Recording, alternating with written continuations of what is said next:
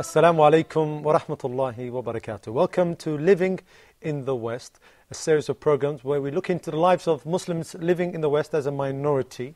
We're going to be looking at how they should be interacting, the social interaction, the economic dimensions involved, the political activity, all in all, what their future is in living in the West. I have with me today Sheikh Haytham Al-Haddad from the Muslim Research and Development Organisation in London. Assalamu alaikum, Sheikh. Alaikum assalam wa rahmatullahi wa barakatuh. Sheikh, previously we spoke about the importance of this topic, and we looked into the fiqh. You gave some examples, of course, of what issues are coming on the foreheads of our brothers and sisters, those things which they're worrying about.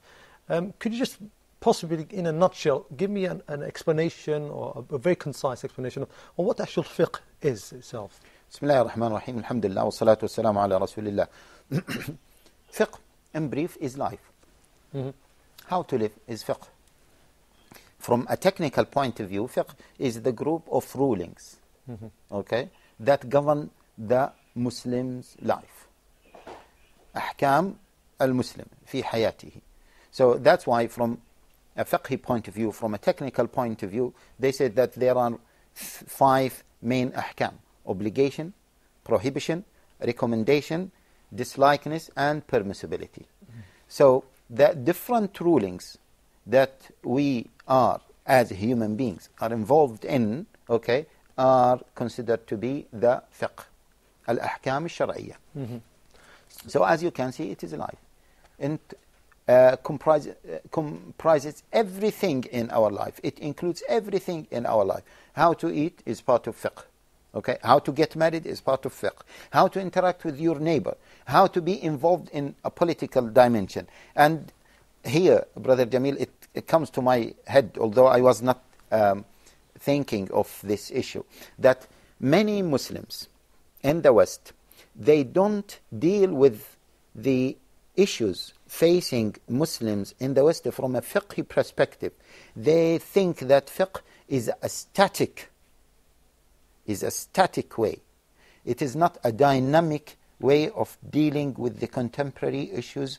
A very secularist kind of, not secular, but it's very secular in its way. They leave fiqh for many issues, but they don't believe it can help in these areas. Maybe. They are not seculars. Not seculars, but it's a secular methodology of looking at things. Yeah, you can say this. They're separated. You can say this. And we had so many discussions. And they said, with those people, I had so many discussions with those people, and they are saying very interesting thing. They said, with all due respect, fiqh is a very static way of dealing with these problems. That's why we need to talk about visions, and we need to talk about strategies from a political angle, or those who are qualified to speak about visions and strategies are not the scholars, the classical scholars. No, they are the thinkers. And that is not true.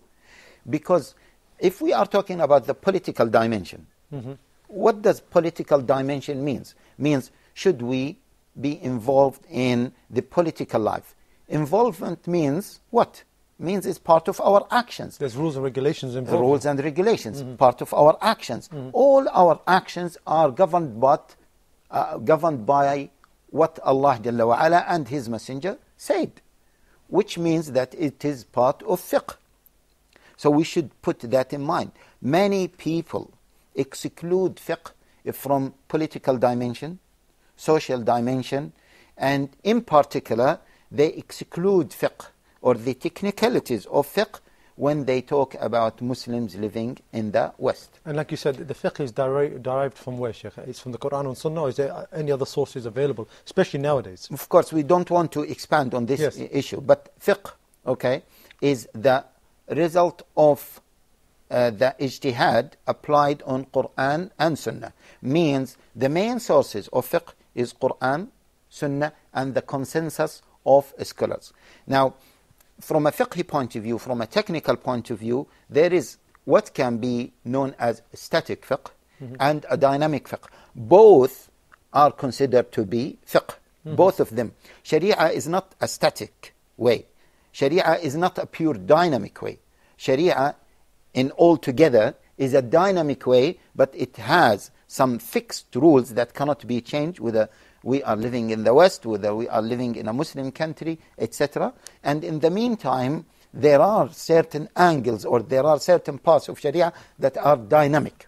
And those dynamic parts, Allah Jalla wa Ala meant them to be like this in order to cover all aspects of our life. That's why Allah Jalla wa Ala says in the Quran, وَمَنْ لَمْ يَحْكُمْ بِمَا أَنزَلَ اللَّهُ فَأُولَٰئِكَ هُمْ الْكَافِرُونَ الظَّالِمُونَ الْفَاسِقُونَ. Those who govern by any other law other than the law of Allah Jalla wa Ala, they are the kafirs, they are the zalim, they are the fasiq. Allah Jalla wa Ala made this as a general statement. The other ayah, إِنِ الْحُكْمُ إِلَّا لِلَّهِ. Hukum belongs to Allah Jalla wa Ala. Belongs to Allah whether we are living in Britain, whether we are living in America, whether we are living in South Africa, whether we are living during the time of Umar ibn al-Khattab or elsewhere. Which means that when Allah Jalla wa Ala revealed the Quran, the Sunnah, and also gave authority or some authority to the scholars of the Ummah, Allah Jalla wa Ala knew that this religion is compatible to every single place in this globe and is also compatible or can be compatible to every single period of time. Okay, so this is a very, very concise, mashallah, and very clear actually. But then we spoke about, in a previous episode, about the two views. We've got a group of people who believe that we should take all our rulings from certain well-known and prominent scholars from the East. Another group of people who say, well, hold on, we've got to remove these people. They don't know what's going on in the West. We've got to stick to our scholars. From the scholars, I'm sure there's many who are going to fall into this category who look at fiqh as a very, very static form. What do we have to say? I mean, what are these people calling to? These scholars from the West, shall we say? Actually, as we said, okay, both are extreme views. Okay, because at the end of the day, we are one ummah. And our scholars are the scholars of the ummah. And that's why now we have majami' fiqhiyya, okay, the fiqh councils. For example, the fiqh councils that belong to the Muslim World League, the Muslim Council that belong to the Muslim Organization, and the fiqh council even in Egypt, the fiqh council in India, etc. Now, most of those councils, or all of those councils, have members from all over the world. And they have scholars that represent different countries, different situations, in order for them to come together to discuss these issues. And now we are moving from ijtihad fardi, from individual ijtihad to collective ijtihad, to talk about those contemporary issues. So we cannot separate or have this dichotomy between Muslims in the East, okay, or scholars in the East or in Muslim countries, and Muslims in West or in the localities of the Western countries. Therefore, it is true, as you said previously, that lay people, lay Muslims, what are they going to do? They are going to refer to Muslims or to scholars living in the West. Now, for those Muslims, they cannot identify whether this is the best scholar or that is the best scholar. So they have to go back to the scholars that they can reach. This is the criteria. Some Muslims in the West, maybe it is much easier for them to ring some scholars maybe in Egypt, or Muslims or scholars in Pakistan. If they are from Pakistan, they might have some relatives in Pakistan or so, okay, or scholars in Saudi Arabia. Now, this is for the lay people, okay? This is the criteria for the lay people, that they should reach these scholars whom they trust wherever they are, okay? Now, we may recommend them to reach to some local scholars, okay, if they can reach them and if they can trust them. But as I said, in many, from a practical point of view, you cannot tell them this, okay?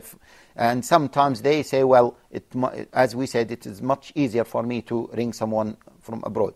But the main issue is طلاب العلم, okay? Students of knowledge. Students of knowledge. Those students of knowledge, if they want to understand the fiqh, and if they want to contextualize the fiqh, some of them, they isolate themselves from Muslims in the Muslim countries, and on the other hand, there are طلاب ilm, or there are some du'at or seekers of knowledge, that they limit themselves to scholars in the West.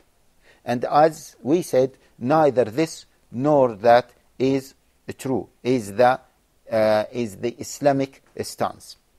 So these two poles that we have, you just spoke about, those who just take from, say, the West, and those who just take from the East. The solution is to have people who we take from and we don't take from. Or what is the solution? No. So طلاب العلم, those who seek knowledge in the West, they should have the ability to distinguish what can be taken from scholars in the West and what can be taken from scholars in the East or in the Muslim countries. And now we have to be careful, because, see, the amount of fiqh that they need to refer to some contemporary scholar is not that big.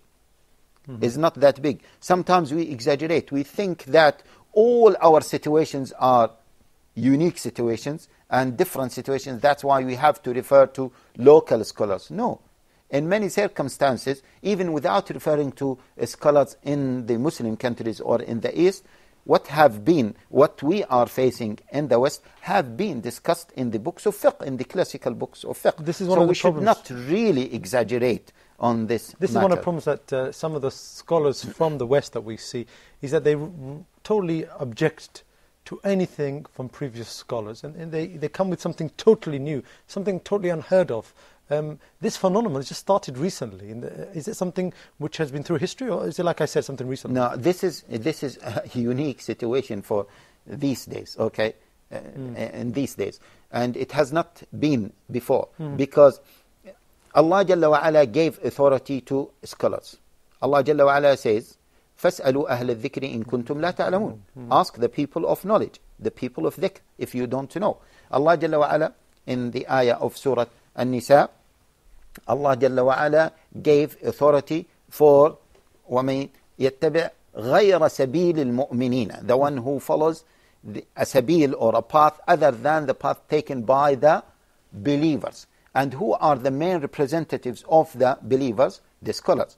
The Prophet ﷺ said the scholars are the inheritors of the prophets. Yes. So they have a position from an Islamic point of view. We cannot ignore them. We cannot say that we have to come up with a new ijtihad, totally a new ijtihad, because we are facing new situations. So that stance is not really an Islamic stance. Jazakallah Shaykh Haytham. We're going to take a short break now, and inshallah return to this point and expound upon it slightly. Please do stay with us on Living in the West.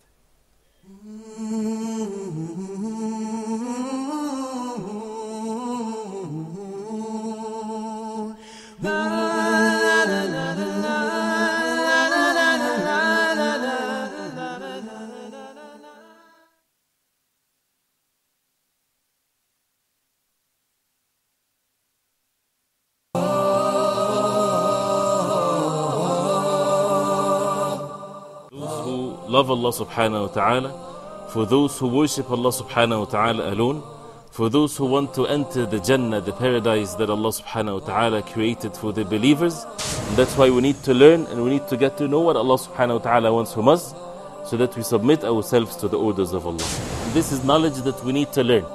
Why we're spending more time to look into the verses and to the meanings of the verses in depth, so that we can get to learn from it what we need ourselves to be steadfast, to be obedient to Allah subhanahu wa ta'ala, to ponder over the meanings of the miraculous words of Allah subhanahu wa ta'ala.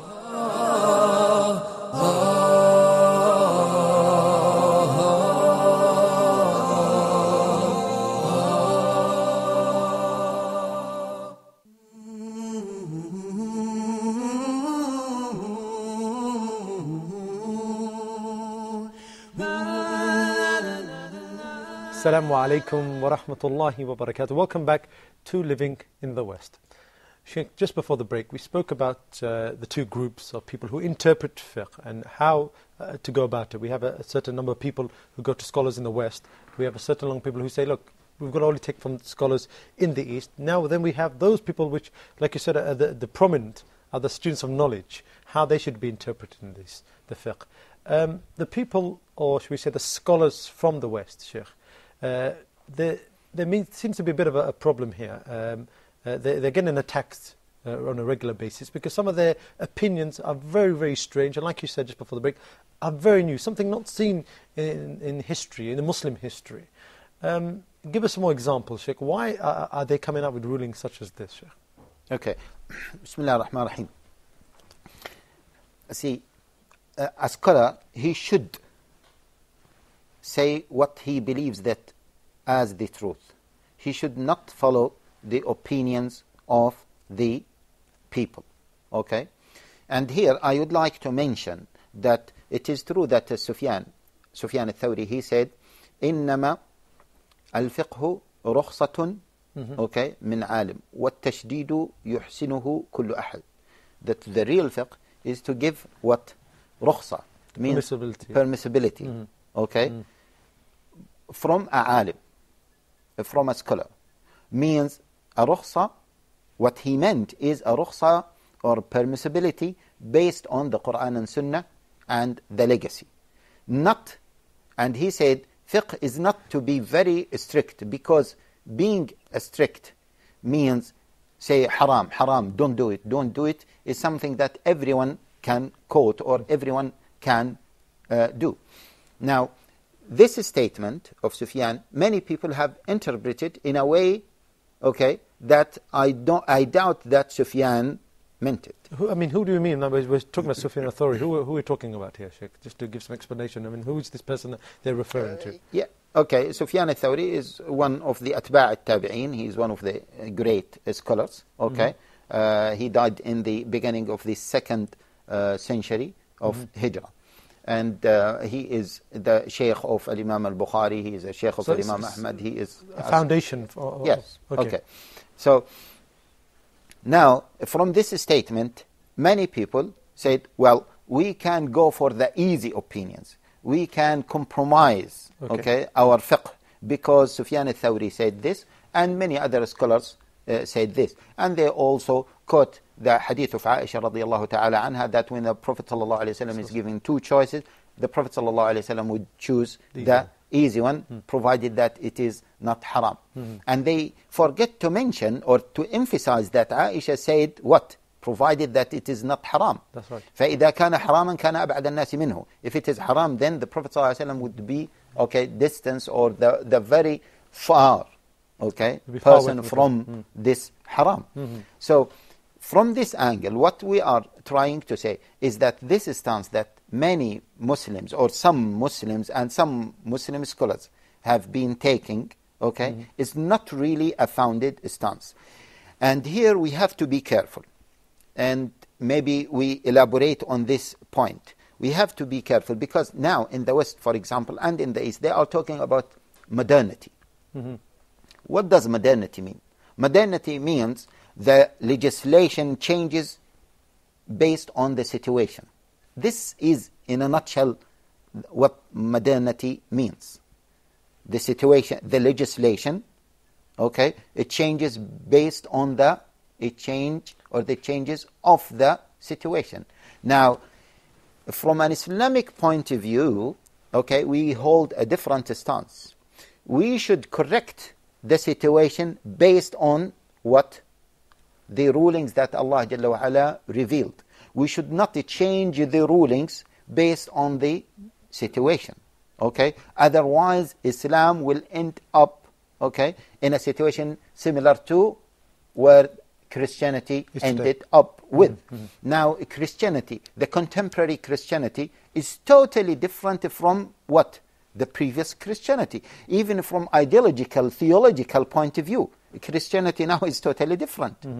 And that's why even the Bible is revolving and changing every now and then. Do we want this to happen to Islam? That's why you have to be careful. There are certain rules that cannot be changed in Islam, al-thabit, from an Islamic perspective. And there are certain rules that have certain limit of, or certain boundaries of flexibility. They're dynamic slightly. They are dynamic. So these rules may change, or the fatwa may change according to circumstances, provided that the fixed rules are preserved. Always there. And once we have that, we have we can come up with proper solutions for Muslims living in the West. Okay, and a topic which is one of the exciting topics in the West now, especially financially, is the topic of mortgages, and Islamic mortgages too, of course. But what's the stance of the scholars now regarding mortgages? Because this is a topic which, especially the scholars from the West, found a lot of solutions for. Okay, this is a very interesting topic. Maybe later on, inshallah, we'll be speaking about the economical dimension. But for example, this issue of mortgage. Mortgage, in a nutshell, is a riba-based loan.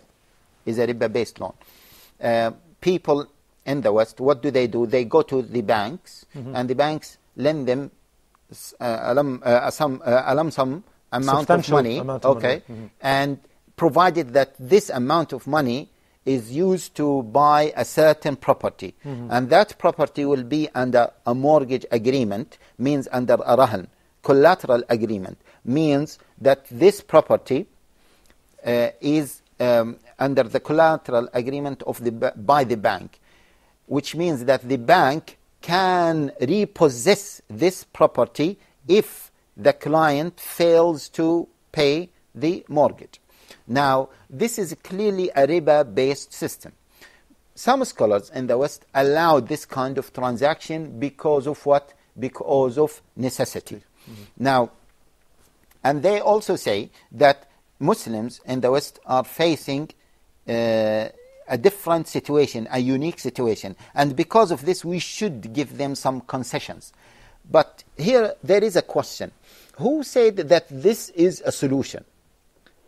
We should go back to the basic principles. And the scholars stated clearly that Allah Jalla wa Ala never made a solution in something that He has prohibited. So are you saying that this riba is from the thabit or from the dynamic? Which one is it from? Okay, this is really a very good question. How do we know what is thabit and what is dynamic? A thabit, in a nutshell, and many scholars, by the way, are discussing this issue. A thabit, is, in a nutshell, is a ruling that has been agreed upon by all scholars. So there's a consensus, a general consensus. There is an ijma', a general consensus on this ruling. Okay. This is one thing.